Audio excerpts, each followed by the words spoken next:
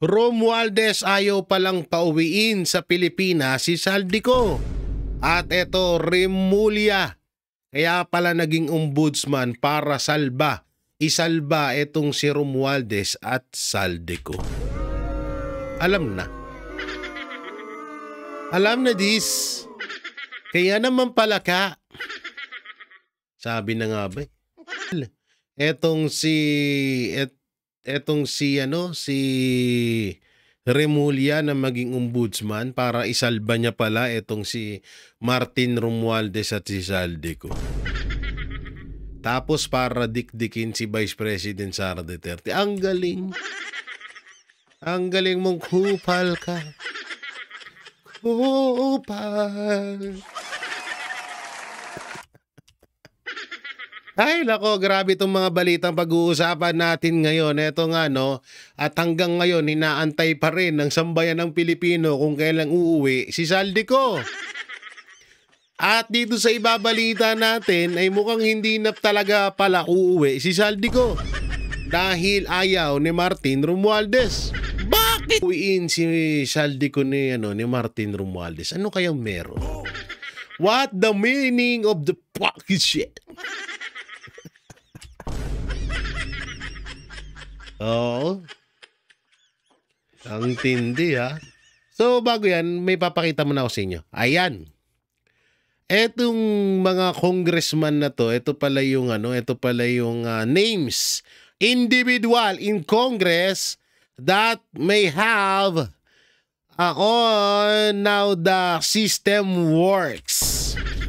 So itong mga nandito ng mga picture ng mga congressman. Sila din pala, sila yung mga nakikinabang sa pera ng taong bayan ngayon. At yan yung pag-uusapan natin. Andiyan po si Martin Romualdez, si Yap, si Stella Kimbo, at eto tumakas na rin to wala na rin to sa Pilipinas JJ Suarez, sino pa yung iba dyan? So malaking picture, medyo lakihan natin para makita natin ang mga pagmumuka ng mga ito. Oo, at andyan din si Guardiola at si Manix Dalipe. Siyempre, ang number 1, Saldico. Si Jojo Ang, tsaka sino tong isa?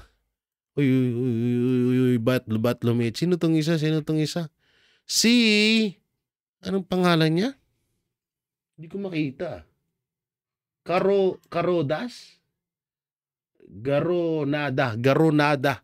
Oo, so yan po yung mga congressman na inayano ni Mayor Magalong na talagang nakinabang sa mga budget, no? So ganyan, ang dami pala talaga nila. Kaya pala kapag binabanatan si Martin Romualdez, tulong-tulong sila. Ang galing.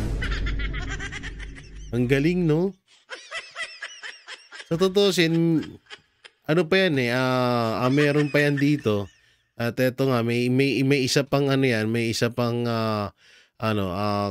eto pa, eto montang to, tatawa ko dito Oh, yan eto dito. Tawang-tawa ko dito kay Puno na to Oo, hindi siya masyadong sigurado dito sa sinasabi niya. Wala siyang masyadong kasiguraduhan dito sa sinasabi niya. O kasi yata eto basahin natin. Yung budget natin ngayon, sa tingin ko, so ibig sabihin, yata, hindi siya sure. Sa tingin ko, walang masyadong insertion. Wala daw masyadong insertion ngayon.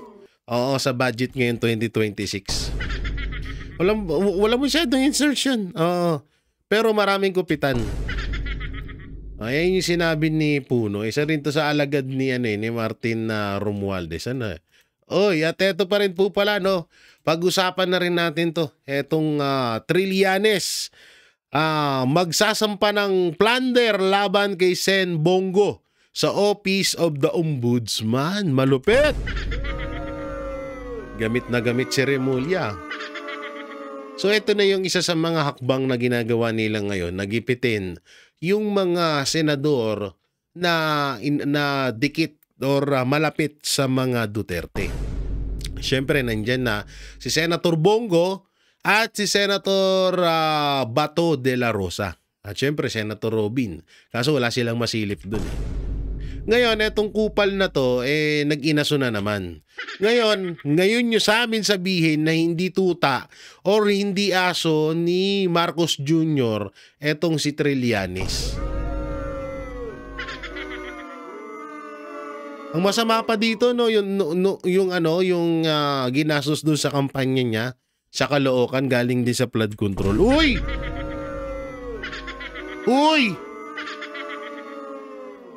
Hindi kaya tayo ay nagtataka lang kasi matagal nang hindi senador si Trillanes. Tapos hindi naman kalakihan ng sahod ng sundalo. So saan siya nakakakuha ng pondo na ipinangtakbo niyan bilang mayor doon sa Caloocan? Magastos po ha. 'Di ba nakita pa nga natin namimigay pa siya ng pera. Hindi kaya yung pinamimigay niyang pera, yun din yung mga isa sa mga pinag-uusapan natin na budget ngayon. Tsaka tanong ko lang Trillanes kaya pala binabanatan niya si Leni Robredo kasi maka-Marcos na siya. Oo, ngayon gets na natin ng lahat. Pero eto hindi ho deserve ni Senator Bongo na walang yain siya nitong hayop na kupal na to. Unang-una, eto si Senator Bongo, isa to sa mga talagang nakikitaan natin ng yan dapat ang senador. Yan dapat ang isang kandidato. Pagkaupo, sinusuklian niya yung boto na ibinigay sa kanya ng mga tao. At dapat nga dapat nga tularan to ng iba pang mga politiko si Senator Bongo. Kapag may sakuna dito sa lugar na to, antimano nandun agad. Takbo agad. Wala nang pagdadalawang isip, tulong agad. Ganun dapat ang tinutularan. Etong mga hype na to, ito dapat yung mga makulong. Pati bakit ba buhay pa to at mga tangina kung nung ako lang naging presidente, uubusin ko tong mga kupal na to eh.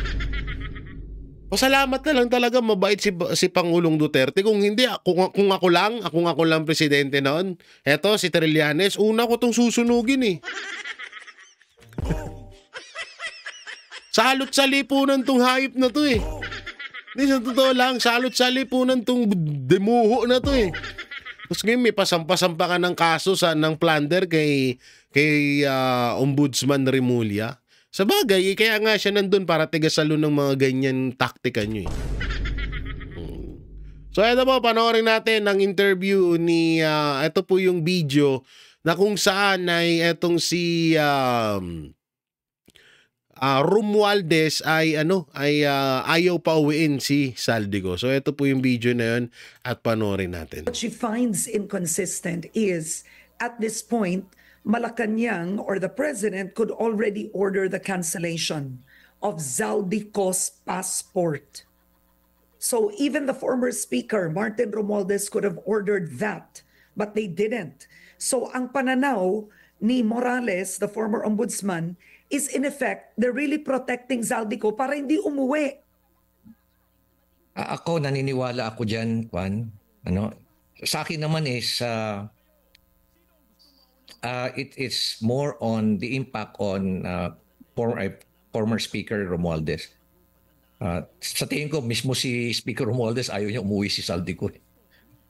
Kasi otherwise, siya lang talaga makakapag-implicate sa kanya.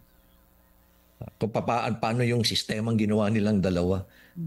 Pero hindi ko rin alam, mayroon pa namang ibang mga congressman din yan na alam din nila yung kanilang sistema.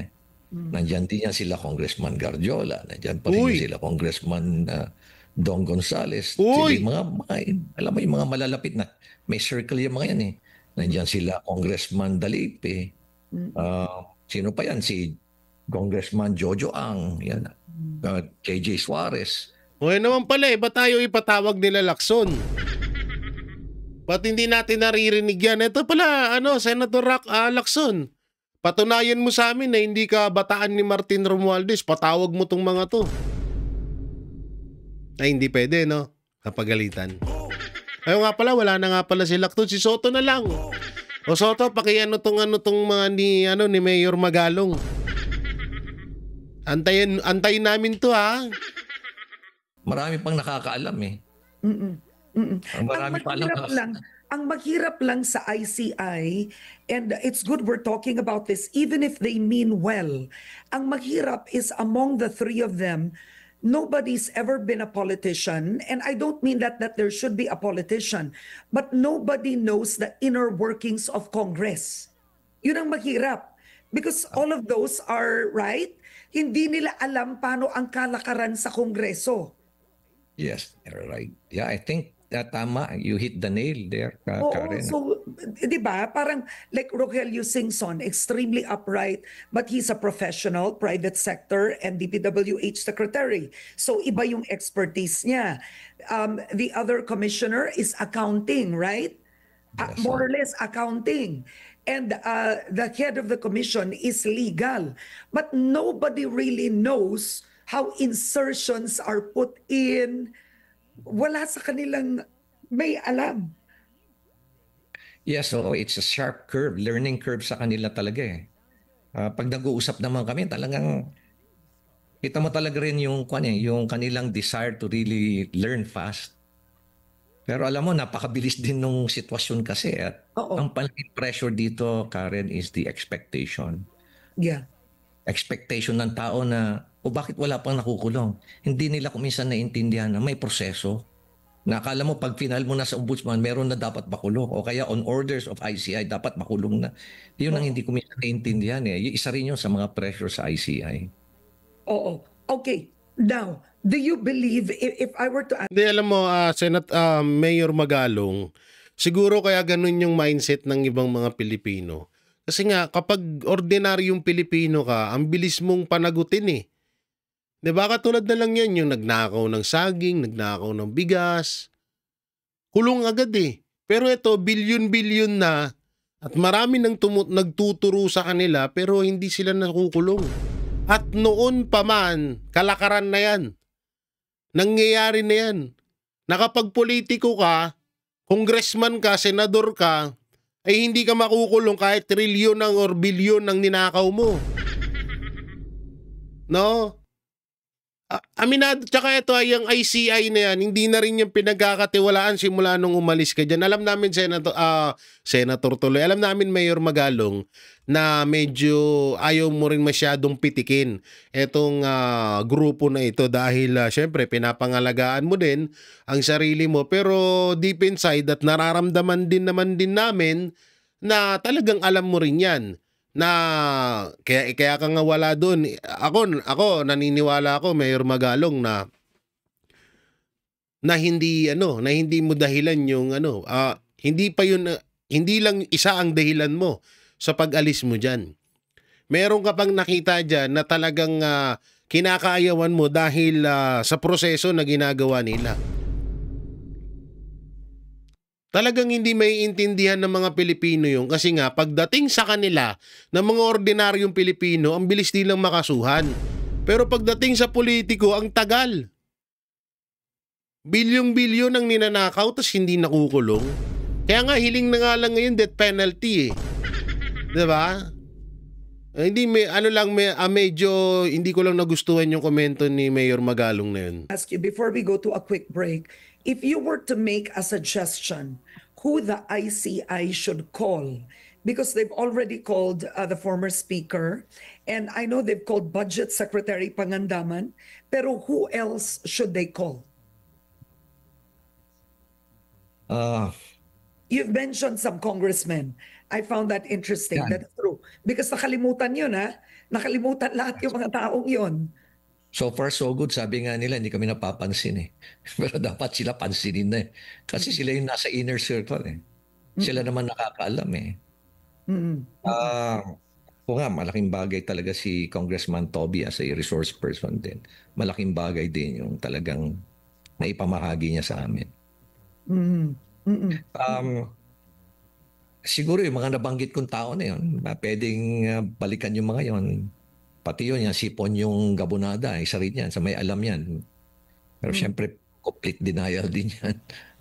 Marami pang dapat tawagin na Karen, na nakakaalam talaga yung mga, kumbaga, mga unwritten unwritten laws, unwritten something dyan sa loob ng Kongreso.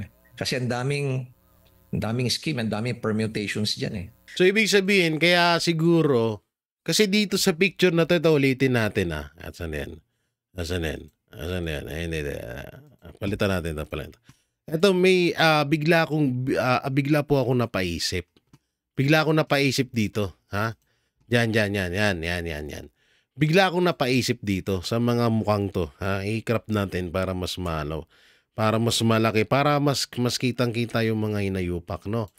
So dito kasi sa mga nabanggit ni Mayor Magalong na may mga alam sa nakawan ni Saldico, sa pagnanakaw ni Saldico at ni Martin Romualdez sa budget ng Pilipinas.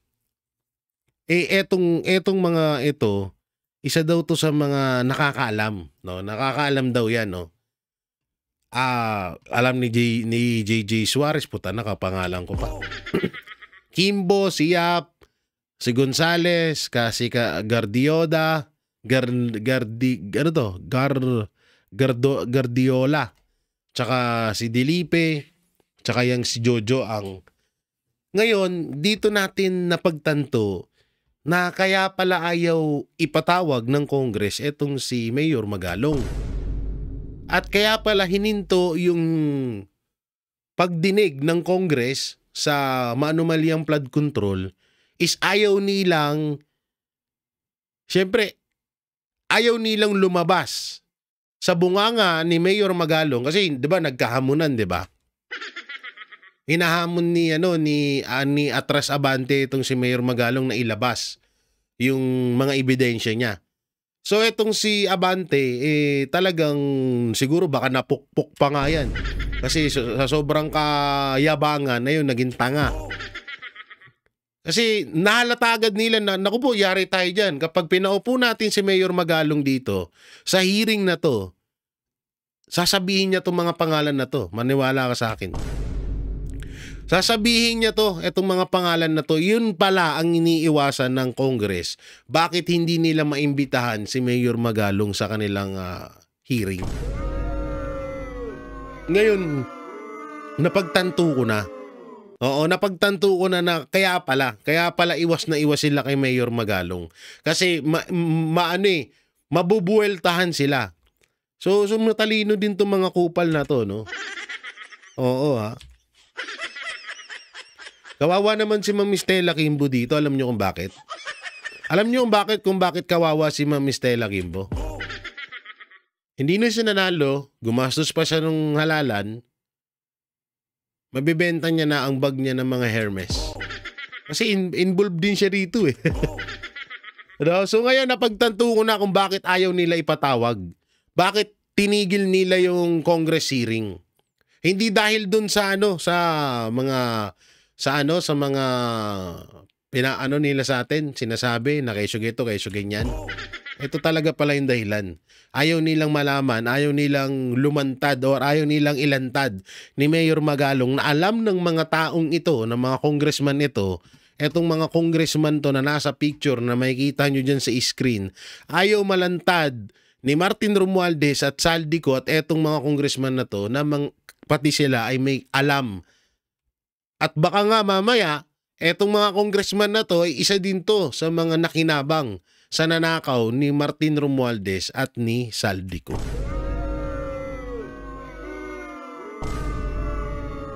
Malamang ganun yan.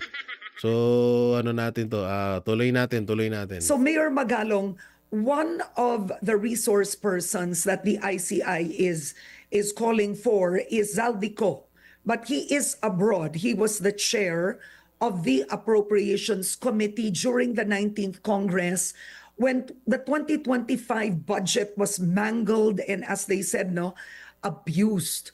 In the absence of Saldico, who do you believe should they call?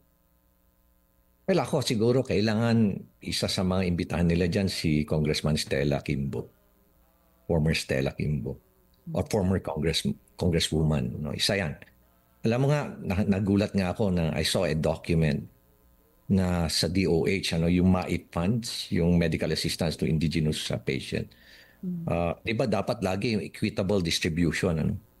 But surprisingly, meron siyang 300 million na nakuha, na-allocate sa kanya, ano? Ganun sila ka-powerful. Another is, nakikita But ko is na that accurate, Mayor? The document that you have, is that accurate? You're saying that former Representative Kimbo got 300 million for ayuda? Yes, my funds. Oh. Okay. Nakita ko yun. Siguro subject to validation, pero nakita ko yun eh. Nagulat ako kasi hindi mo pinag-usapan natin dito, dapat equitable eh. Pero hindi equitable yun eh. Another is, siguro isang magandang imbitahan nila dyan si Congressman Eric Yap, former head of Appropriations Committee. Oo. Prior to Saldico, during the time of PRRD. Tama. Siguro isa siya kasi marami siyang alam eh. And I hope na willing siyang to spill out everything eh, how things are being done. Oo. Okay. All right. And the ICI hasn't gone that far. At alam mo, ang dami kasi nilang ang dami rin, alam mo, ang sabi ko nga sa iyo, overwhelmed din sila eh. Okay. Pagod, gusto nila makuha talaga yung mga, kailangan nila makuha yung mga top sa DPWH, yung mga top na mga lawmakers talaga na talagang involved talaga. Alam naman namin kung sinong involved eh. Kaya lang problema kasi the issue of really establishing the facts and at the same time providing all the necessary evidence to establish a case. A strong case. Okay. Now, I want to ask you this. There are fears that the ICI will be selective. For example, ang tanong ng ilan, bakit ang Ilocos Norte hindi tinitignan ang mga proyekto doon? Well, hindi naman ganun, Karen. In fact, isa yan sa mga tinitignan namin ni Sec Pins noon eh. Na ang visit namin sa pagbisita sa mga iba't ibang mga proyekto is pupunta kami sa norte, punta kami sa south, balik uli kami sa norte, punta uli kami sa south, punta kami sa Visayas. Yun ang yun ang gagawin naming mga inspection eh. Subject also to the availability of Sec Bin, siyempre kasi busy rin siya. Oo. Pero hindi kayo umabot ng Ilocos Norte, because I think it would have had an impartial demeanor if the first projects to be investigated were the president's province or district, or let's say Congressman Sandro Marcos, because they need to set the example.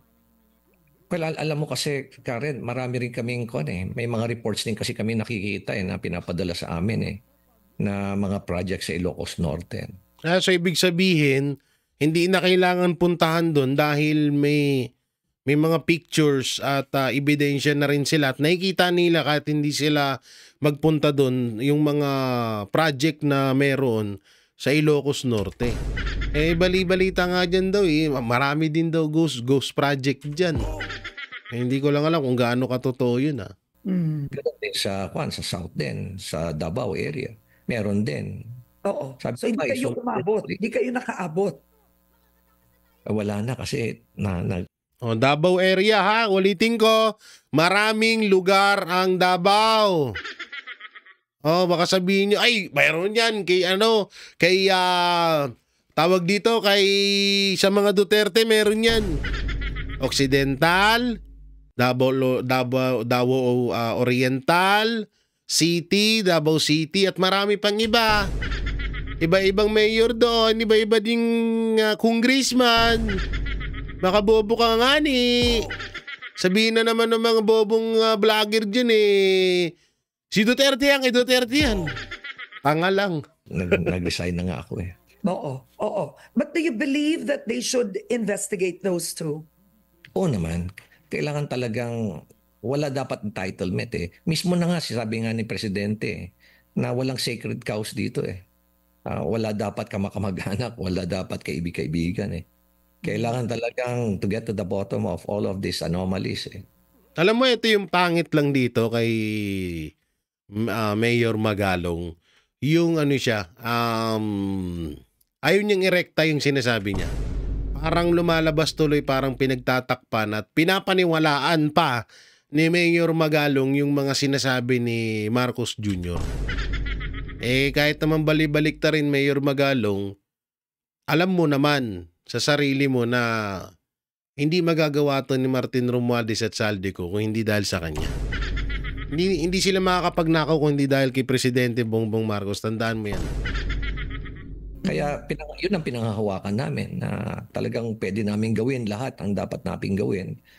Basta alam namin na walang maayos. Ang masaklap nga diyan, inuutusan kayo ni Marcos Jr. na walang sasantuin, ganito, ganyan. Ultimo siya kasama doon sa sa iniimbestigahan nyo. Diba? Nasa harap nyo na mismo eh. So ano pa bang kailangan investigation na gagawin doon? Fear or favor. Okay. Because without fear or favor, because the perception of some is this only goes as high up as Zaldico. That's it. Well, insofar as the ICI is concerned, hindi naman ganun eh. Pag nag-uusap kami, hindi ganun eh. Kung sino dapat ang managot, dapat managot eh. At kung sino talaga yung mga high profile na managot, dapat sila talaga ang makukuha. Ayun naman pala eh. Si Marcos Jr. nga yun eh. Diba? Sino ang nagtalaga kay Remulla para isalba si Saldico at Martin Romualdez? Halimbawa lamang ha, hindi ko kinakalaban si Mayor Magalong. Ako ay nakikipag argument lang ng hindi niya naman ako kilala. Hindi niya ako nakikita. Halimbawa, Mayor Magalong. Halimbawa si Martin Romualdez ang talagang mastermind ng lahat. At etong si Martin Romualdez, tinuro niya yung pinsan niya si Marcos Jr. Diba absuelto sila pagdating sa ombudsman? Alam bakit? Si Marcos Jr. ang naglagay kay Remulla sa pagiging ombudsman. Huwag na tayong kasi ito yung hirap kay Mayor Magalong. Ano siya? Ano bang pwede kong itawag? Ano siya? Medyo yung ayun niyang tumbukin talaga. Puro siya pabitin, no? Ano to? Gagamitan na rin ba namin to, Mayor Magalong, ng magsasalita ka na ng diretso na direct to the point sa isyung nangyayari sa tamang panahon? Ganun po ba? Hindi kita kinakalaban na. Alam ko na maayos ka din pero medyo nakukulangan kasi ako talaga eh. No? Mas maano pa kami ng mga vlogger kami kasi rektahan eh. O baka natatakot ka din na baka mamaya gipiting ka din ni Marcos, ganun ba? Kaya parang pinoprotektahan or parang sunod-sunuran ka sa kautusan ni Marcos. Alam mo yan. Di ba? Ilang beses na namin sinabi na ang issue sa flood control scam is parang katawan ng ahas. Ang ulo, Malacanang at Congress. Ang gitna ay DPWH, ang buntot ay yung mga kontraktor. So, kung ikaw mismo na nag-iimbestiga diyan at umalis ka na nga, 'di ba? Bakit ayaw mong tumbukin si Marcos? Kasi ang tinutumbok ni Mayor Magalong, puro lang Congress eh. Hindi niya tinutumbok ang Malacanang. Kaya doon ako medyo nahihiwagaan dito kay Mayor Magalong. By the way, eto may isa pa tayong video na papanoorin na kung saan ay talagang si Remulla ay kaya pala naging ombudsman kasi isasalba niya si Martin Romualdez at si Saldico. So ito po yun. Justice Secretary Boying Remulla dahil sa pag-aresto at pagsuko ng gobyerno kay FPRRD sa ICC. Ngayong ombudsman na si Remulla, ano na kaya ang mangyayari sa kasong ito? Makakausap natin ang complainant na si Attorney Israelito Torion. Attorney Torion, magandang gabi po sa inyo at maraming salamat sa oras. Hi, magandang gabi po, ma'am. Good evening, everyone. All right. Yes, ma'am. So, first of all, nag-file nga ho kayo ng kaso laban kay Justice Secretary Boying Remulla then. Na ngayon po ay ombudsman na. What will happen to that? Magiging moot ho ba yun? No. Alam nyo, isa rin to sa katanungan ng mga Pilipino, anong mangyayari sa kaso ni Remulla? Ombudsman na siya. So, pakinggan natin. No, it will remain pending before the Supreme Court. And as you know, I was not the one who filed it. I was acting as the lawyer of the complainant who happened to be the family of the Duterte. And specifically, it was acting Mayor Sebastian Baste Duterte who is the private complainant in that case, or who is rather the complainant in that case. And even if he is already the ombudsman now, that case will continue because that appertains to his action as a lawyer. We are attacking his license as a lawyer. Yun Opo. po ang mangyayari po doon. Ano ho yung, so it basically it's an active case kahit na po ombudsman na si Yes. Attorney Boying Remulla. For the benefit of the people watching, sabihin po natin, i-disbar siya. Sabihin po pumanig ang Korte Suprema dito sa petisyon ni Baste Duterte. What happens? How does that affect his role as ombudsman? Well, if you will check Section 8 of Article 11 of the 1987 Constitution, one of the requirements is that he must be a member of the Philippine Bar and that he must have been in the practice of law for 10 years, no? So if he is no longer a lawyer, then that would disqualify him as an ombudsman. So if the Supreme Court would decide that his action would, or his actions rather in the past, I would not comment on the specifics of it because it is what you call this confidential in nature, but I'm just discussing the effects or consequence if he would be disbarred, then he would no longer qualify as an ombudsman because it is a continuing requirement. But what we will actually do, subject to the order of our client or request of our client, and supposedly tonight we have a meeting, but it was moved tomorrow. We will still question his appointment as an ombudsman. There is a quarrel as to whether or not it is a petition for quo warranto or certiorari. We will decide that by tomorrow. And we will definitely file that petition before the Supreme Court. Ano ho yung basihan ng posibleng quo warranto o certiorari laban dito sa pagtalaga? Quo warranto may not be the proper remedy to my mind. No? Of course, that is subject also to a discussion with my fellow lawyers who are handling the case.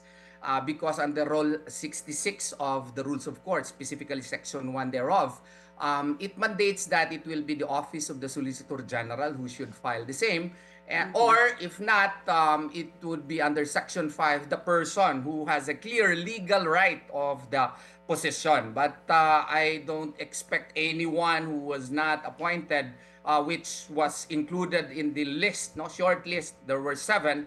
I don't think any of the 6 would be willing to file that petition for quo warranto. And I don't think that the Solicitor General likewise under Rule 66 would file that petition. So we have another option. And I believe that under Article 8, Section 1 of the 1987 Constitution, a petition for certiorari may be appropriate in questioning his being shortlisted by the Judicial and Bar Council.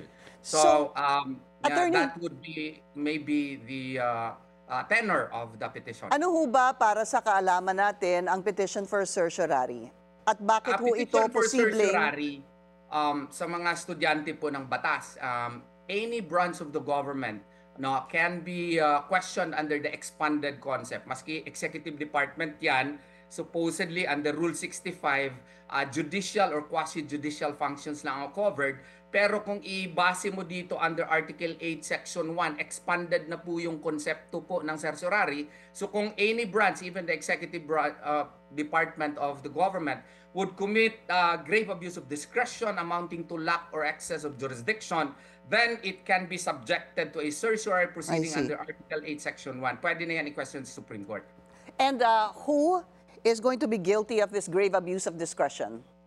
Well, the JBC, including the ombudsman for issuing the, the clearance, even if we filed a complaint last September 15, and there was an order to undocket the case on September 16, tapos si Acting Ombudsman Vargas perhaps realized that there was a May 5, 2025 memorandum order of then Ombudsman Martires ordering twin docketing of criminal administrative cases. On September 17, he issued a office order which provided for retroactive effect. Tapos 10 days lang, selective pang pagka-undocket kasi yung final ni... Mandaling salita, pinaikot-ikot lang tayo, no?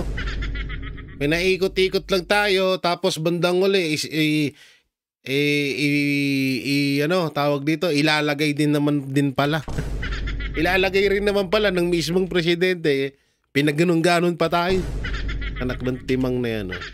Ito yung ginagandaan dito kay Atty. Torion. Sobrang galing talaga magpaliwanag at sobrang talino nitong tao na to. At sa personal, napaka-humble nito ni Atty. Torion. Yung nga lang, medyo hindi ko masyado maintindihan yung English niya. Sobrang bilis at sobrang lalim. Secretary Vince Dizon noong September 11 against DPWH officials at meron pang preventive suspension, hindi na andakit. Paano nangyari yun? Yung COA fraud report which was filed on September 7, hindi rin na andakit. Yung sa amin lang yung inandakit. So it was a clear abuse of discretion amounting to lack or excess of jurisdiction. Pero Ngayon lang dalawa yan. po, Attorney Torion, Yes. Tingnan nyo, labag na... Ito yung pinaka nakakasuka sa administrasyon eh. Kahit alam nila na labag sa konstitusyon, hala, sige lang. Oo, okay lang yan. Basta wala tayong pakialam sa konstitusyon. Kung ano gusto ko, yun ang masusunod. people, I mean two groups. One would be the acting ombudsman, yung former acting ombudsman, and the Yeah. JBC. Yes, and the JBC for including him in the shortlist, even if we wrote a letter informing them that we already filed criminal administrative complaints against against Remulla. Against then Justice Secretary Boying Remulla. Yes. So yung petition for certiorari, you plan to file this possibly tomorrow or maybe next week? Depende po yan sa kliyente namin. Okay. Depende po sa kliyente namin. Siya kasi ang mag-decide niyan, hindi And po ako. ang kliyente niyo po si Acting Mayor. Acting Mayor Sebastian Basta- Duterte. All right. So it will be up to him. So to be clear, attorney, ito ho bang pag-file ng mga motion or kaso laban kay Ombudsman Boying Remulla, is it really to prevent him from being No. chosen as the No, ombudsman? consequence lang po yun. Offshoot lang po yun. Kasi yung pag-kidnap kay Tatay Digong, honestly, De, tsaka totoo lang talaga, tama naman talaga na nagkataon lamang. Kasi una mas nauna yung ginawa ni Remulla kay kay Pangulong Duterte. Mas nauna yung ginawa ni Remulla kay kay Pangulong Duterte. So hindi mo masasabi na parang porket parang matatawag na dinidemolition job ng Duterte si Remulla, 'di ba?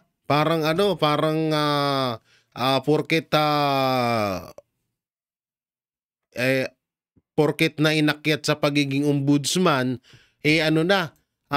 sasampa na agad ng disbarment. Tsaka deserve ni Remulla. Maganda nga sana talaga madisbar to kasi nga tawag dito magkasama na sila ni Larry Gadon.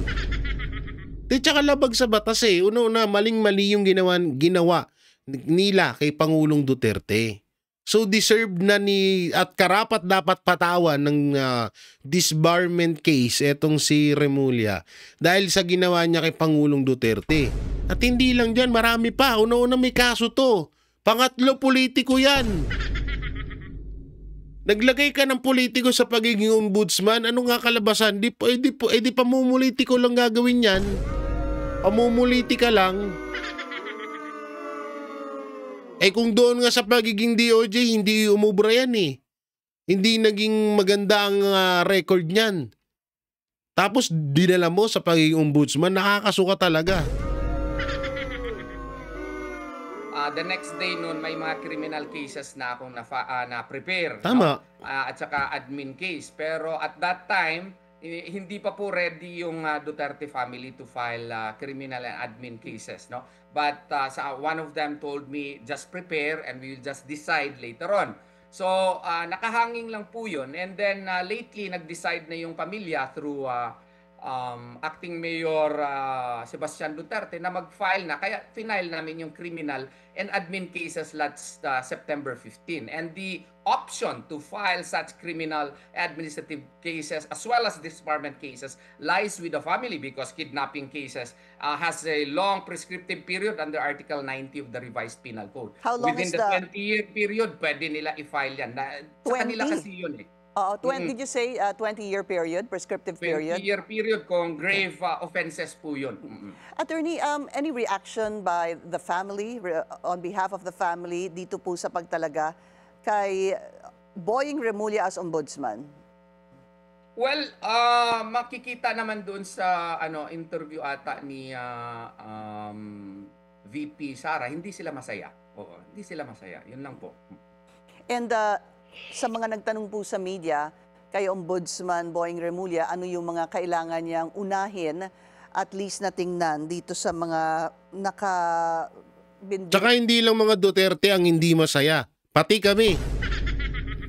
Kaming mga ordinaryong Pilipino, hindi kami masaya sa balitang ombudsman na si Remulla. Alam na namin karakas niyan eh. Yung ulitin ko, yung ginawa niya palang Pangulong Duterte, maling-mali na yon. Bilang DOJ siya nun. Tapos, ilalagay mo sa pagiging ombudsman, ang dami niyang nilabag na konstitusyon. Ano ba ang ombudsman? Diba, pagpanagot ng mga mga politikong lumabag sa batas. Kung siya nga lumabag sa batas, hindi niya maamin-amin at hindi siya mapanagot-nagot, what if pa yung mga politiko na kagaya ni Martin Romualdez sa Aldico, hindi niya papanagutin yan. Kung siya nga absuelto siya. Tsaka ito pa, ang malupit pa dito, 7 years ang itatagal niya dyan. Halimbawa, nakaupo na si Vice President Sara Duterte bilang presidente, nandyan pa rin siya. Ewan ko na lang kung aabot pa ba siya doon. Sabay ganun no? Kahit sino, walang natutuwa ho dito. Hindi lang ang mga Duterte, kahit kami na ordinary, sige, sa video na to, i-comment nyo nga dyan kung natutuwa kayo na naging ombudsman si Remulla. Lalo't hindi niya naman kayang panagutin si Martin Romualdez. Na tututukan niya lang ang mga Duterte. Biruin mo yun, naging ombudsman ka tapos para lang sa mga Duterte, nakakadiri ka. Ang inilalagay sa pagiging ombudsman is, una-una transparent. No? May pagiging transparency. Pangalawa, hindi ka one-sided. Dapat neutral ka sa lahat. Ni kaibigan mo man o hindi, dapat panagutin mo yun dahil lumabag sa batas. Kung yung mismong ombudsman, sandamakmakang kaso, meron pang disbarment, hindi mapanagot-nagot, unang-una yung anak niyan, 'di ba? Na-involve sa droga. Nakalaya rin agad. What if pa sa pagiging ombudsman kung gaano niya gagamitin ng kapangyarihan ng kapangyarihan ng ombudsman. So lahat hindi natutuwa diyan. Mas lalong hindi nakakatuwa to. Etong balita na to, panoorin nyo Ayon sa DPWH, quality at may standards na sinusunod sa mga materyales para sa mga itinayong flood control project. Pero ang isang proyekto sa General Luna, Quezon Province, imbis na bakal, natuklasan na kawayan umano ang ginamit bilang pangsuporta. Utang ina. Kawayan, ginawang pangsuporta sa flood control. Puta. Grabe talaga, hindi. Ang detalye sa exclusive agenda report ni Ivy Reyes, live mula sa General Luna, Quezon. Patingin. Update sa proyekto. Patingin kami. Pasok Luna. Ay, hindi pala si Luna. Akala ko si Luna to. Nakita ko si General Luna. Nandun sa taas, hindi pala si Luna to. George, nandito tayo sa isang munisipalidad sa Quezon Province. Wait lang. Sino ang congressman sa General... search natin. Dito natin hanapin. Dito natin hanapin natin ha. Where na you? Ayan. Congressman of the Philippines.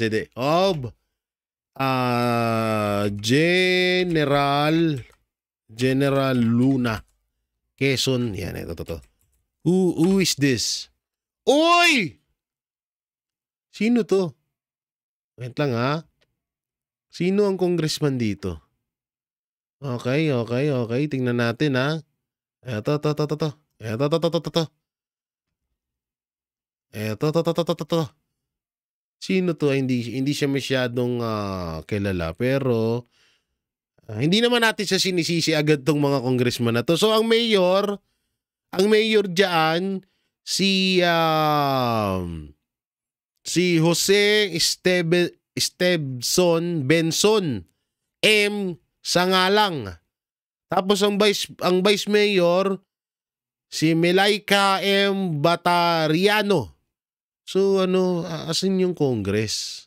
Sino yung congressman? Hindi masyadong yung congressman, no? Nako. Ito Honorable Julio Miguel E. Garcia. Nako, iba yung apelido. Oo. So, yan puro Garcia tsaka Paras.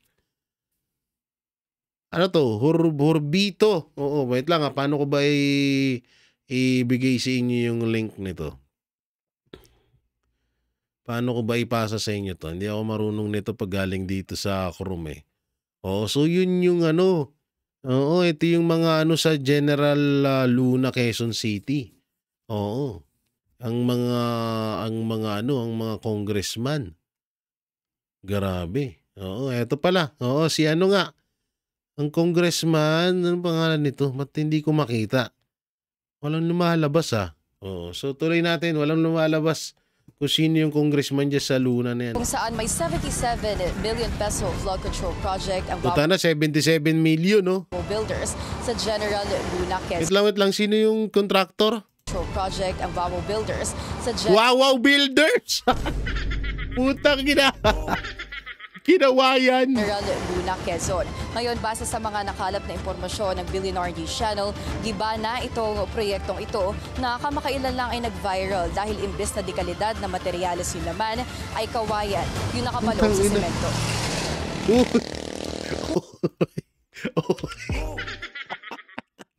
Puta na, pinagsalo yung kawayan. Tira, ulo. Nitong Agosto, ang mga litratong ito ni General Luna, former Mayor Matt Florido.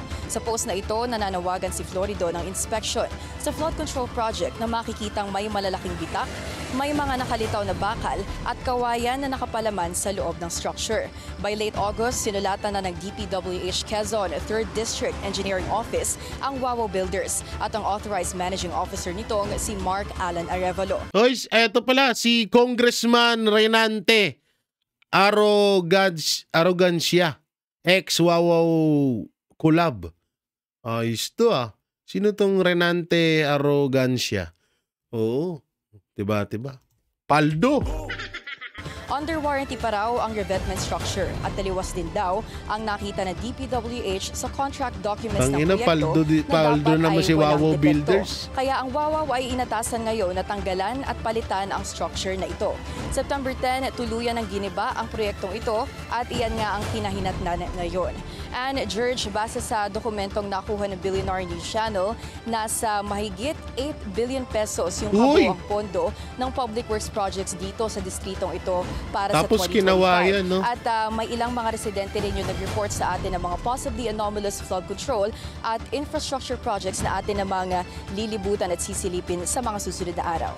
Sa ngayon, yan muna mula dito sa General Luna. Kinawayan, ang lupit. Oo, iba talaga yung Wawaw Builders. Ang lupit mo. Dami sigurong kawayan sa Quezon. Tangina, no? Hindi sila nakokontento sa milyon. Sa 1 milyon. Di, ito sa totoo lang. Siguro kung mangupit sila, 1 milyon, pwede na Pero yung putangina, milyon-milyon. Ang tindi nyo.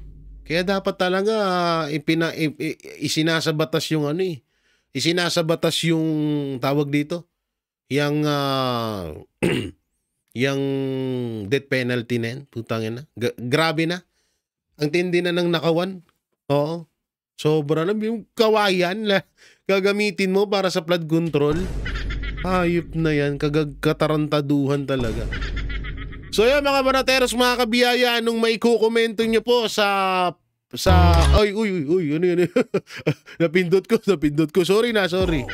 Ano po ang komento nyo sa sa mga sa opinion sa reaction na nating video ko mapatungkol sa pahayag ni Mayor Magalong at dito sa kay Attorney Torrio na mapatungkol sa disbarment ni Boyong Remulla at lalong-lalo na doon sa Kawayan Project sa Quezon General Luna. So ano po may kukomento nyo? Comment nyo lang po dyan sa baba at ating babasahin yan. At syempre, don't forget to like, share, comment, and subscribe sa ating YouTube channel. Pindot na lang din po yung bell button para lagi kayo updated sa ating mga video araw-araw. At sa mga gusto pong mag-follow sa aking Facebook page na J. Guevara TV, baka naman. So yun, ingat po kayo palagi. God bless and peace and bye-bye.